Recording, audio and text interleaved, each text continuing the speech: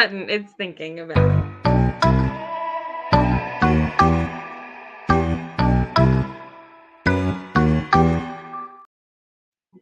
I don't know why it plays the intro.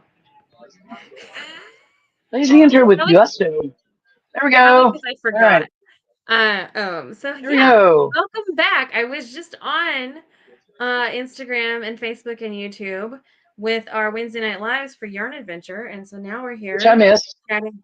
Yes, now Q is chatting with me about the Spinner's Book of Our Yarn book. Times. Yay. We're trying to figure out how to get this to show up the right way. It's showing up backwards. But here it is. I think it looks okay. Yeah, it's coming up okay. Yep. Yeah, it It looks is good. what it is. Yeah, it looks great. Rock Okay, on. Silver Linings just joined us over there on Instagram as well. Hi, Hi, Silver Silver. We knew Lining. we We're would happy to come have back. you. Q and I are back now. And there's Sarah from Winterstone Ranch. How exciting! Hello, So Sarah. yeah, so this week we are chatting about. We've been going through a couple of different chapters in this book. Yep. It's the Spinner's Book of Yarn Design by Sarah Anderson, and you're That's a good welcome to book. join us as we work Yep. through the entirety of this book, and all of our spinning journeys. And so we started with just a little bit about fiber, like Yep. the bare minimum. What was it? About twist? The Enough. first one was about twist, and the second one was about something. I don't know. A brief overview of the whole book. I might be able And to tell you. Let's now see. we are chatting Now, about fleeces, yes. Oh my God. And so processing many other and things. using the fleeces. Yep. So, if you've ever dove into thinking about spinning, then you have probably seen the pretty dyed roving that like Q makes. And so she dyes that. She buys it commercially done from a mill like Winterstrom Ranch Yep. or Rogue Skein or Marlin Fiber Farms. They process the wool from the sheep and then they process it and then they make it into a carded form that a lot of spinners like to use. And then Q adds a next layer to it by dyeing it, right? And then as Yep. hand spinners, we spin it and add all kinds of color and fabulous. Hill Country Wool. I'm sorry, the Rogue Skein is not actually the mill. I'm terrible at this. I don't know all their names. I'm gonna get there someday. But Winterstrom Ranch is with us, and part of the Rogues game is with us, so that's good. Okay, fair. So, and one of the very first things that you're like, oh, so it's this must be the cheaper way to have Ah, yarn in your stash. I don't know how many people I hear say that to me about like yeah. going into this and being like, oh, I'm gonna learn how to spin because then I can just like, it's so much less expensive. And I'm like, oh, But that's it cute. can be. It can be. It can be. You know, but it's really more about control than it is about affordability. It's a lot about control. Yep. And We like so control. where you want to start with that is if you have decided once you have started spinning and you're like, okay, I am ready to involve myself more in having control over what is going through my hands. Um, a lot of people do then go to festivals like that Q and I attend, and then they see all these lovely things laid out, these fleeces out on tables, and they're all for sale. Beautiful. Beautiful. Fabulous fleeces. I don't have any fleeces up here, and actually my wheel is out in my truck, but it's fine. I've got mine I'm somewhere, but here. I don't have any fleeces. There's a I'm reason for existing. that. Um, so I have a couple of alpaca um blankets that I have skirted that are waiting for me to process, but they What's an are alpaca blanket, Katie? so the blanket of an alpaca is what is sheared off of the alpaca, and it's the Yep. center section. So if you think of the Okay. alpaca, you get this legs and you get this neck and the body part. The blanket is the middle section. So it's where most of your fiber is from off of that animal. So alpacas and llamas, we typically think of that as the barrel, and that's usually where our highest quality fleece is. You can also get a blanket off of a fleece too, or off of a sheep, but usually we just call it, a fleece. I don't know. It Do you doesn't have get more talked about a technical lot in those terms words. here? Yep. Huh? It doesn't get Yeah, talked about a Sarah lot in those says it's words. yeah, Sarah says that it's the barrel of the animal. Yes, the barrel Okay, good. is what it sounds like. Um, so yeah. So Q, you read this more thoroughly than I did because, Ah, but also you probably have slightly more experience with fleeces than I do.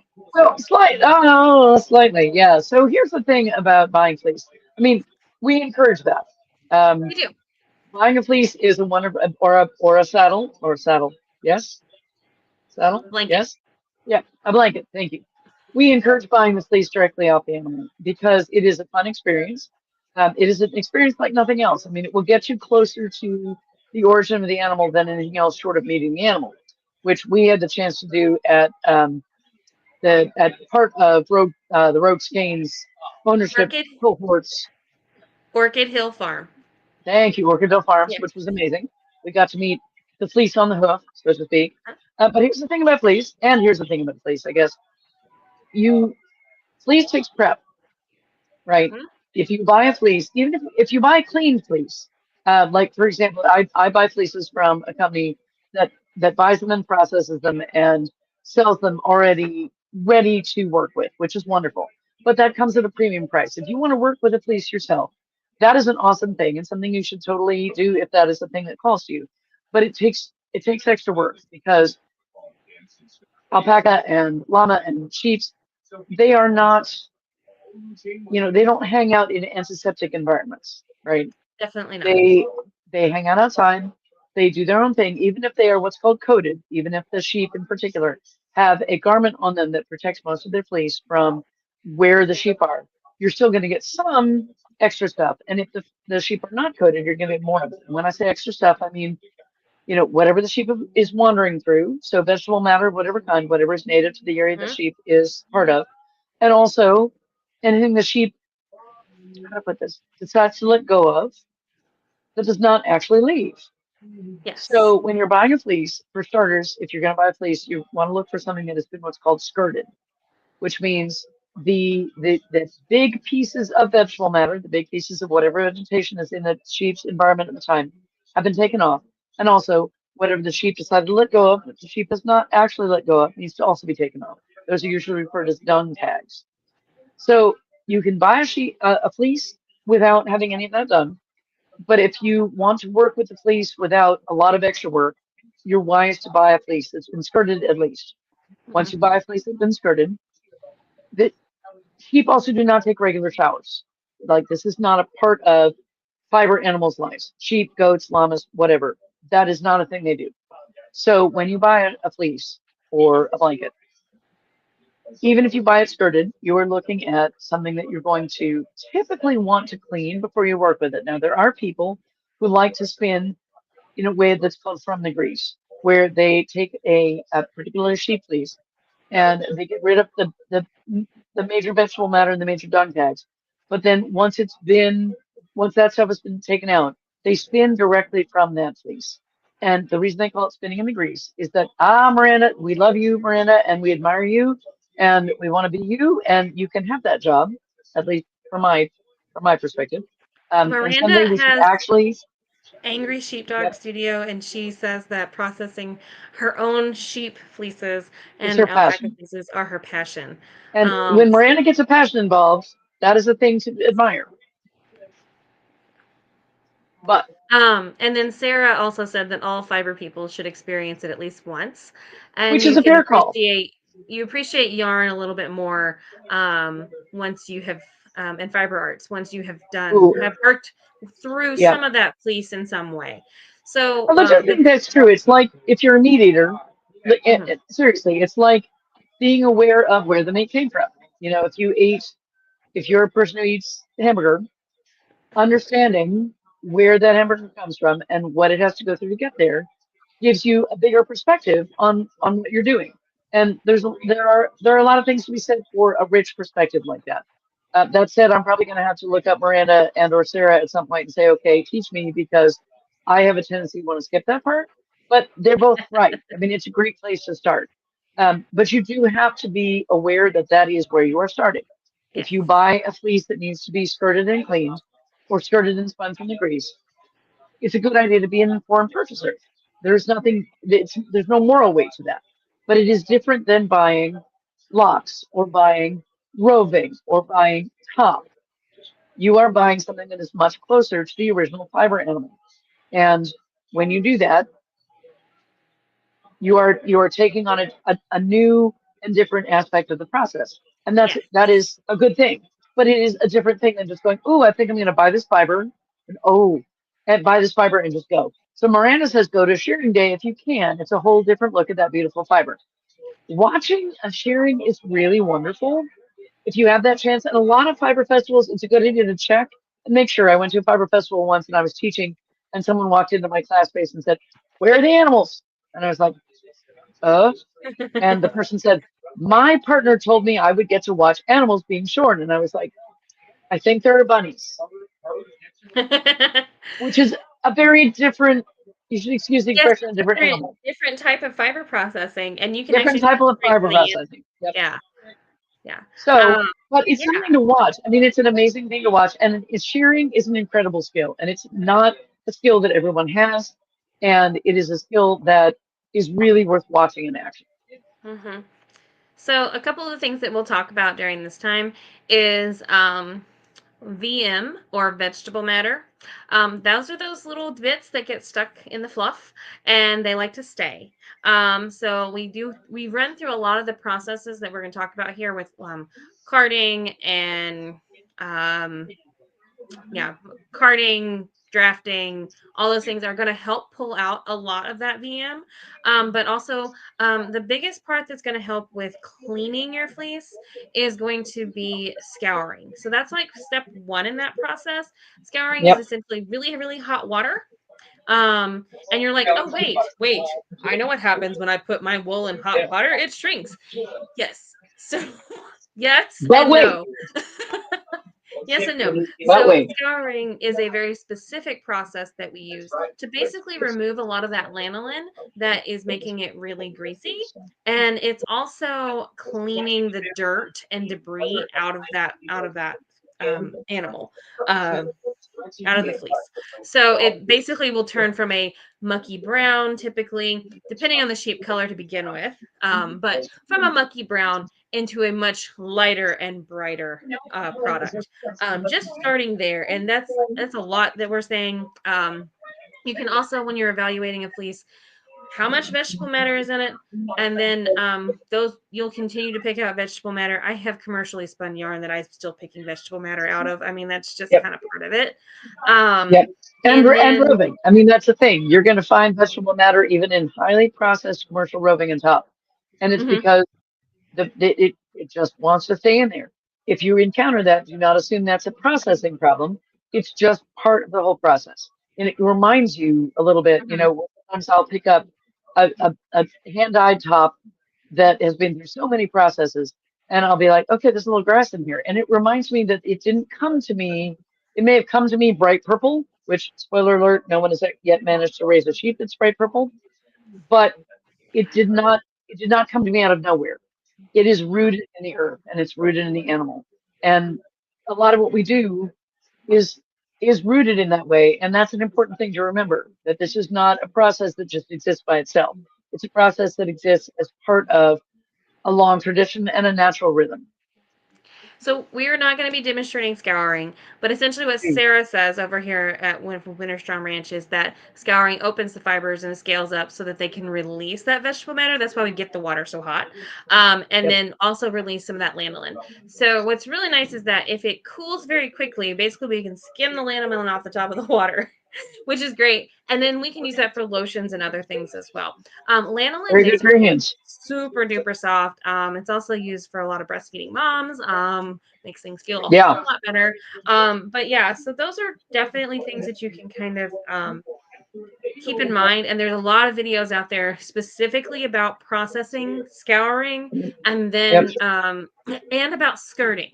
So when we're searching for a fleece, we want to look for something that has a consistent staple length, which is how long it grows off of the sheep or animal. And then we also want to look at the amount of crimp that is coming, that is naturally growing. And crimp is just like what it sounds like. It looks like a crimping iron on your hair. And so it makes those little waves, and how close together those are, where they're located, if I pull on them and they stay open or if they spring back, those are all things that we are learning about our fiber as we look at those fleeces. So Right. those will produce different yarns and properties in those yarns that we may or may not find desirable. And it's going to depend on the breed, Yeah. on the breed of alpaca, on the breed of sheep, on the breed of goat. Hmm. Some animals have very crimpy fiber to start with. Some animals have very straight fiber to start with. The ones that have crimpy fiber, the crimpiness really varies a lot. It's something to keep an eye on when you're looking at this. And if you are really curious about understanding fiber from the get-go, contact someone like Miranda or someone like Sarah or someone who raises these animals, who shears them or has them shorn from the scratch. Even if that's not a place that you want to spend a lot of time, it's worth talking to them because they can give you some really good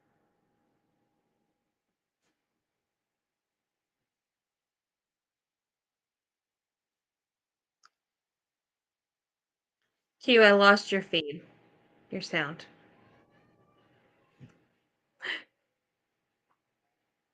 I don't know where you went. Oh, you accidentally muted yourself. What? Oh, I'm still not getting any sound though. What happened? Where did you go?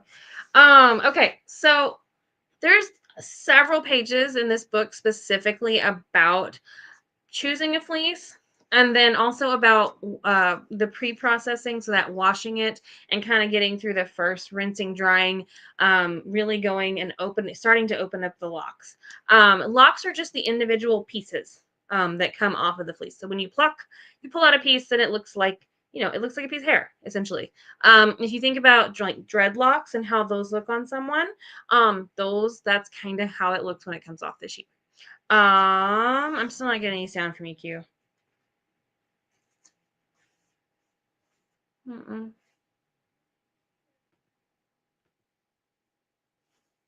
I don't know. I don't know what happened. Okay, so the next part is really, really not my expertise, but I've been learning a whole bunch lately because I've been taking Q's carding class and helping her set up and tear down from it, and then assisting along the way. So the next part is all about hand carding. You don't happen to have your hand cards handy, do you? Mm, that is weird. No. I don't know what happened. So weird. So I'm gonna briefly chat about this, and then we will probably continue this discussion next week because there's a whole lot to cover here. So we're covering pages 19 through 49 on the in the book, The Spinner's Book of Hand Spinning and of Yarn Designs. And so I just wanted to like kind of go over a little bit of this. So hand carding is basically a way that we take those fibers that we are taking from the animal, and we're brushing them and pulling them apart and starting to move them into the same direction. So yes. Uh Miranda also says that she does have an evaluation class that she teaches at her farm in the spring, and that is located in West Plains, Missouri. And because she wants to make it attainable for everyone, it's called Fiber Geek.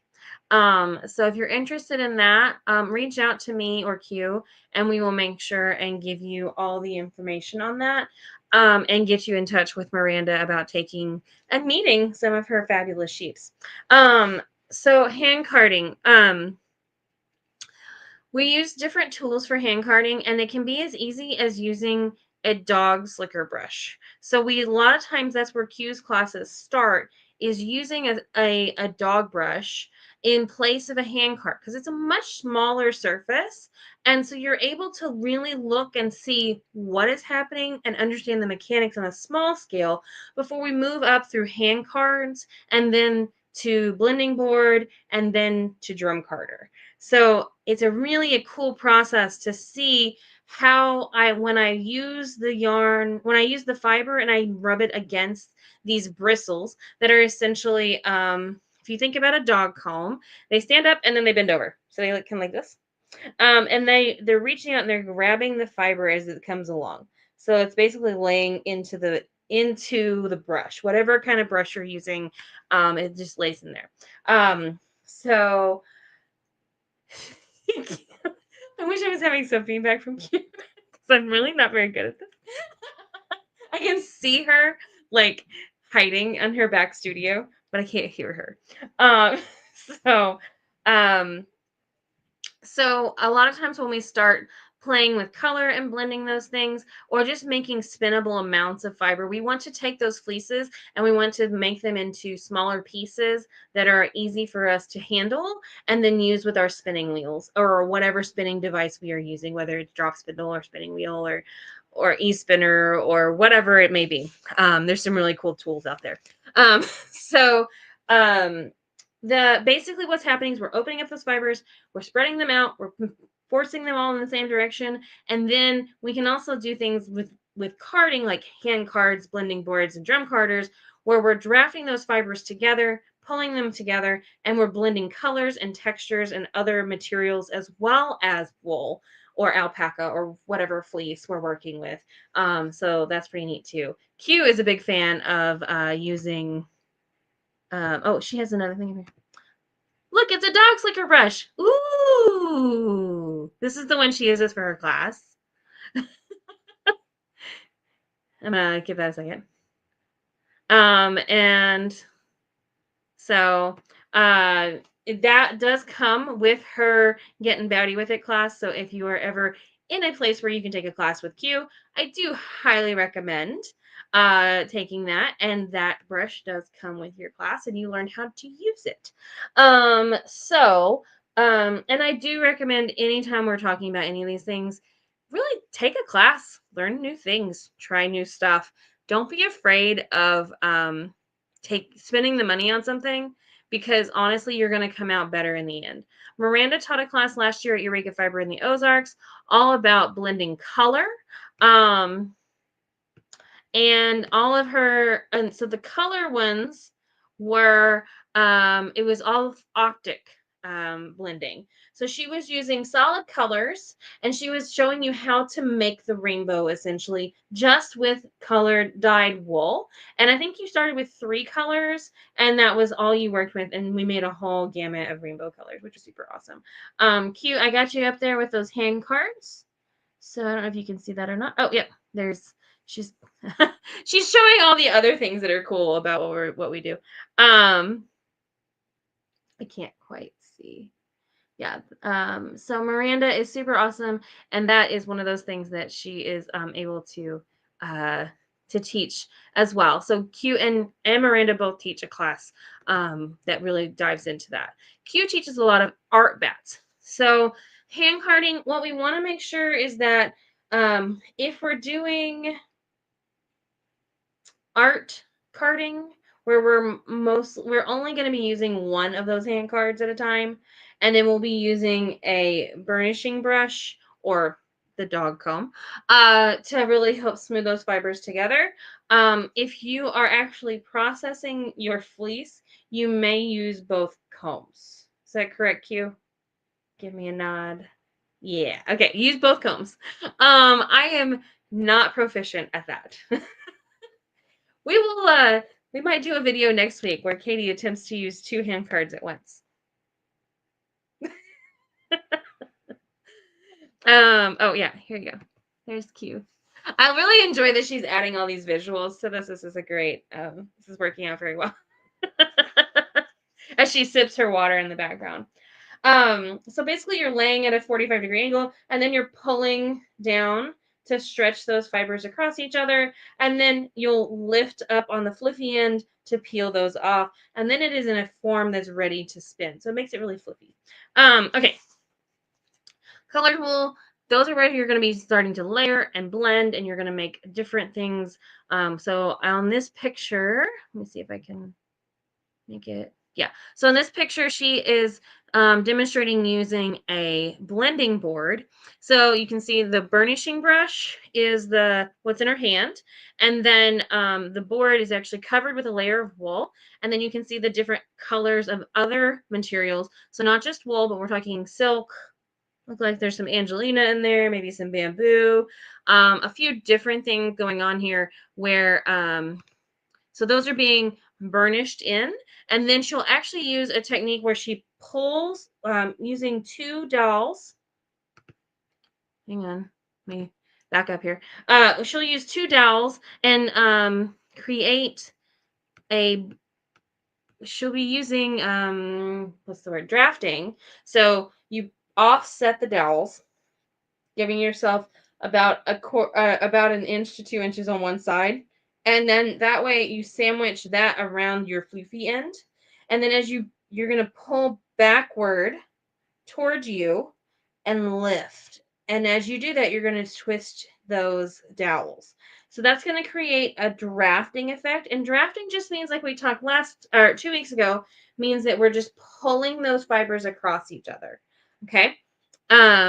So I now can no longer see Q at all. So hang on, let me readjust my let me readjust my screen. Okay, so this is the Rolag technique that she was talking. All I could see was like half of my like arm, and I was like, I don't know what's going on here.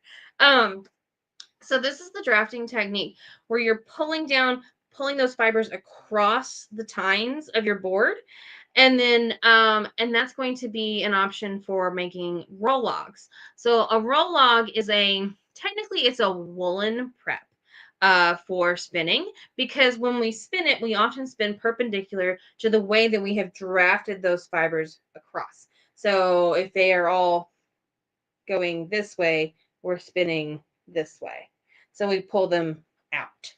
Yeah, yeah, makes sense, right? Yes, Miranda says that you can also diz off of the blending board. A diz is a tool with holes in it. It kind of looks like a needle gauge if you're into knitting. And it has holes, and you kind of pick which size you want to make, whether it's big roving or little bitty roving, or that it fits the size of the fiber that you're working with. And you're going to basically feed that through, and you're going to create roving by pulling or drafting those fibers through that hole and moving it along the board. So it's a small flat tool, and we will also show that off again next week as well. Okay, so ponies are smaller. That's another word that we use. Roll lag. Full lag is a large roll of fiber. So usually it's not drafted across your blending board or your carding surface. So it's just kind of lifted up and then rolled. So it's faux. It doesn't actually look like a roll lag. I really can't see that.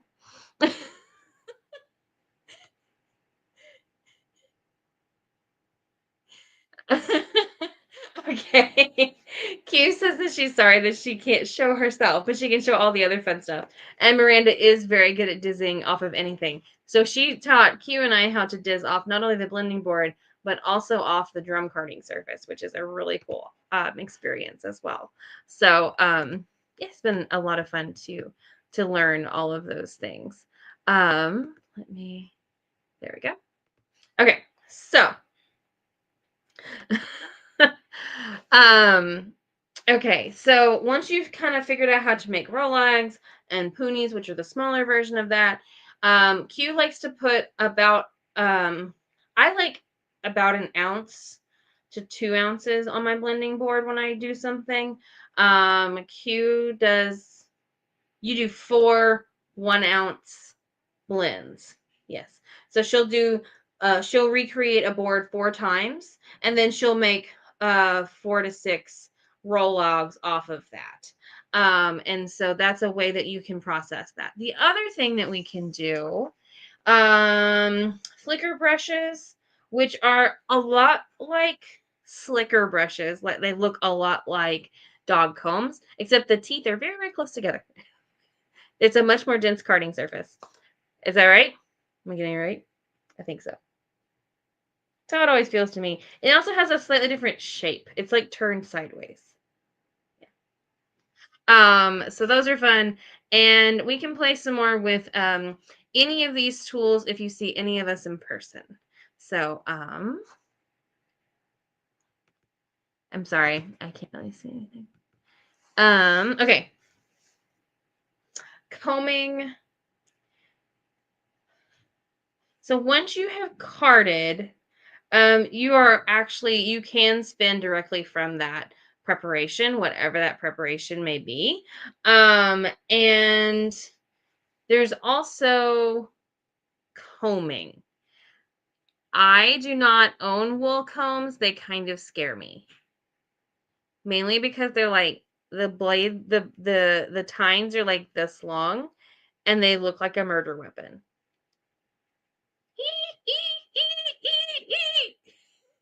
I'm really trying to make Q laugh here and she's just not doing it. Okay.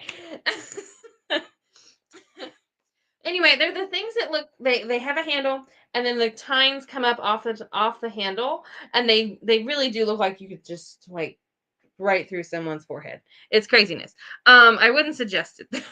Sounds really messy to me.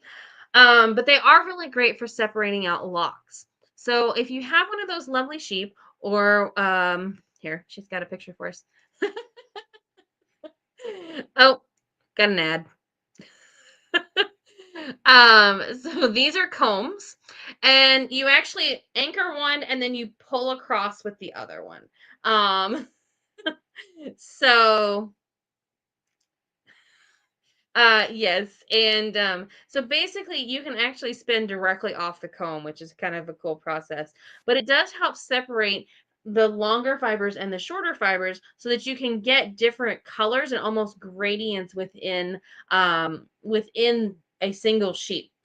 These are also super great for any of those really fabulous animals that have those amazing curls. So sometimes we love how like mohair comes off the Angora goat and it is so curly and shiny and pretty and you're like, what do I do with this? Well, one, we can lock spin it, tail spinning. So we can add those curly cues into our spinning and it can keep them intact. Or we can also open those curls up and keep that luster going and give our spinning a lot of bounce. And the way we're going to do that is open those up with combs or even just with the drum carder or any other carding surface. And so you're gonna pull those across and give them a space to open up and stretch out. Um, yes, drum carder. Basically, we have that carding surface, just like the dog comb, except it's wrapped around a drum. Shocker, drum carder. Ooh. Um, you guys are getting the really terrible version of this. I'm sorry. But this is basically what's going on here. This is Q's Mad Hatter, double wide, I do believe, and this might actually be one that I carded. I think it is.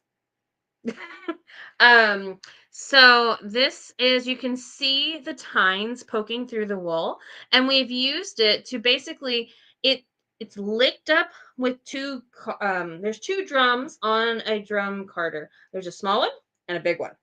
And the small one spins one direction and the big one spins the opposite direction. Correct? Yes. Oh, she's typed more. Oh gosh. It's so small. Sorry, Q. I can't read it. Drum carders are awesome tools, but not necessarily totally necessary for carding, but useful nonetheless. And yeah, I did card that. I'm hella talented. Thanks, Q. Um, she just really wanted me to read my own compliment out loud. That's exactly what she wanted me to do. Okay, so drum carder, and as you're carding, and it's pulling those fibers across each other. It's doing that drafting that we were talking about and blending those colors together.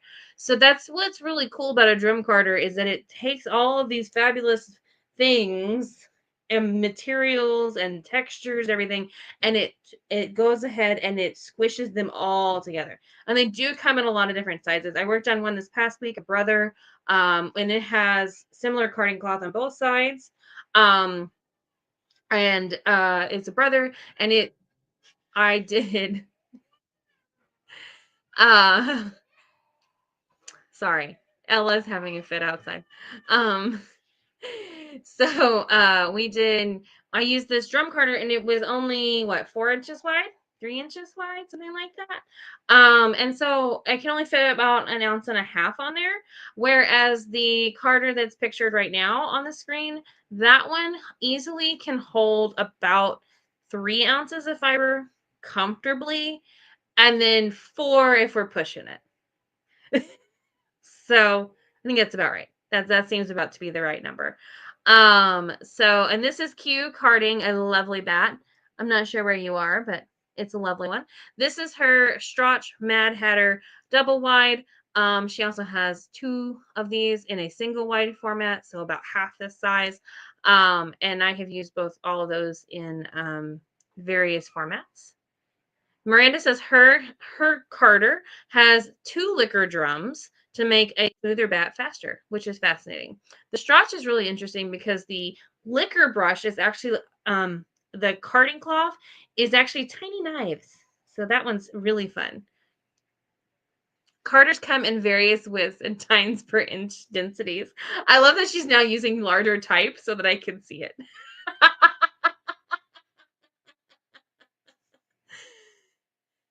Tiny knives are scary, but useful. Do not be afraid. Thanks, Q, for making the font bigger. Don't be afraid. It's all good. I do think I want to put Q on this screen though, even though we can't hear her. Yeah, blending boards are incredibly useful tools, and those are typically that's Q's go-to blending surface if she can. Her booth is equipped with the bat buffet, but and so we use the drum carder there. But the blending board is actually a much smaller and much more accessible tool for most people. Yeah, and you can put so many different fibers together. This weekend I did a bat that consisted of definitely some alpaca. I had some mohair in it. It had locks, it had angelina, it had bamboo, and it had merino wool.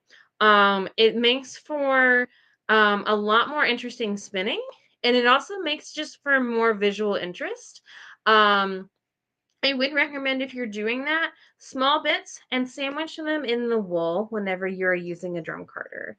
Um, the advantage of blending your own fiber, you get to control exactly what your yarn is going to look like, feel like, and be. So you are in control. Um, the feel, the width, the grist, and etc. So yes, let me see where I'm at now. Blending fibers, using a diz. This book has it all, and make sure you clean your carder every now and then. So Q religiously cleans her carder. It's like a whole thing. Like we like clean it out like all the time because everybody is using lots of different things in their bats, and there are some people who really like sparkle. Q. There are some people that OMG clean your carder. Um,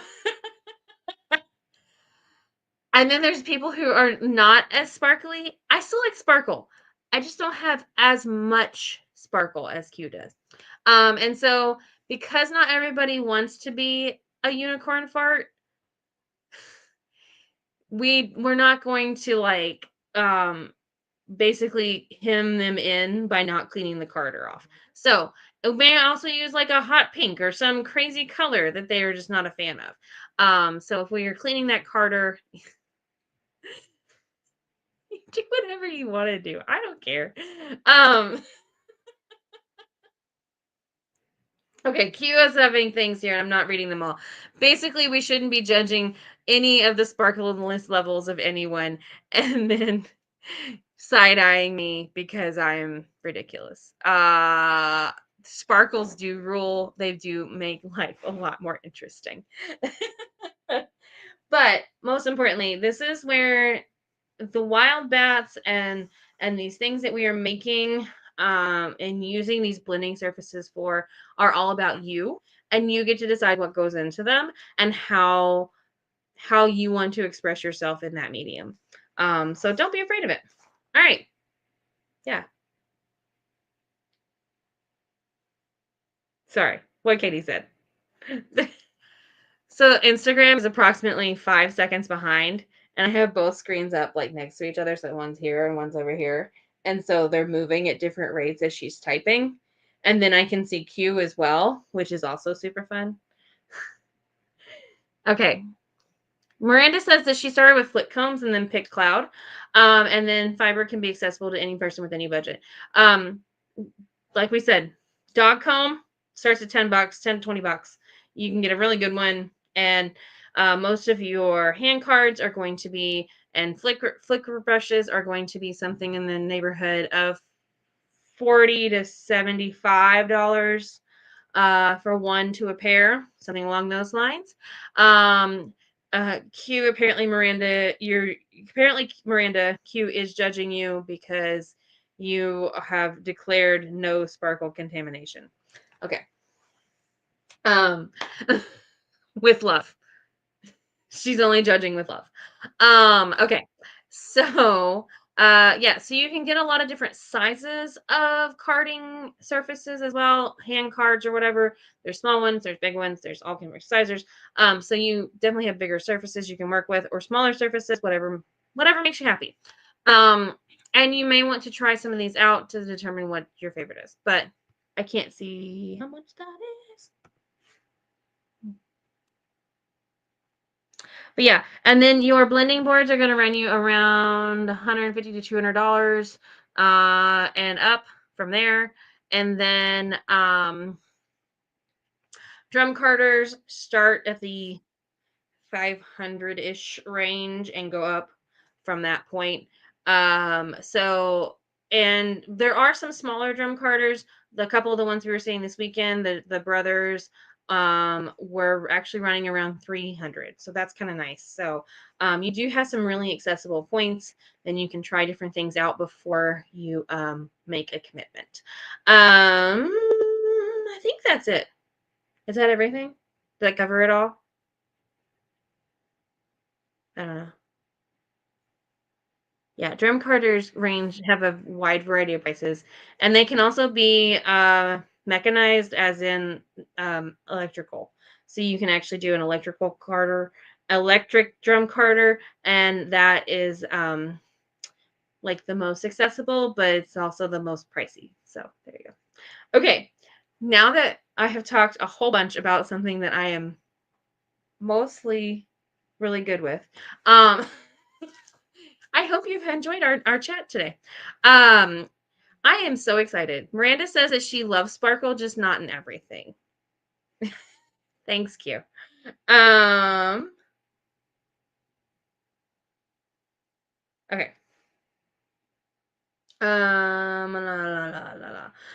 Next week, one, I will be in St. Louis hanging out with Heather from YarnCom, and we are going to be having a social stitching. So come out and see us at that. Yes. And Q is not going to do that, but she might join us by camera. So we're very excited about that. And then I want to wrap this up. We are going to be covering pages 60 through 63, Find Singles and Wheels versus Spindles. Because it's only 3 pages. Surely I won't talk for 45 minutes. There's doubts. Okay. All right. Next week, pages 60 through 63. Q might be video visible, and I really hope she is. So, because I like to spin. I'm just not like super amazing at it. I will have my drop spindle out, and also Heather drop spindles as well as wheel spins. So we will have examples in the shop as well. So, all right. In the meantime, spin on and do what works for you. So that is our big thing. Always Do what best is worst for works best for you. Fiber is for everyone, and we want this to be an accessible journey for everybody. So we will see you next Tuesday evening at 7 o'clock. Hopefully, that is the goal. We'll do our very best. All right. Until then, happy spinning, my friends. Good night.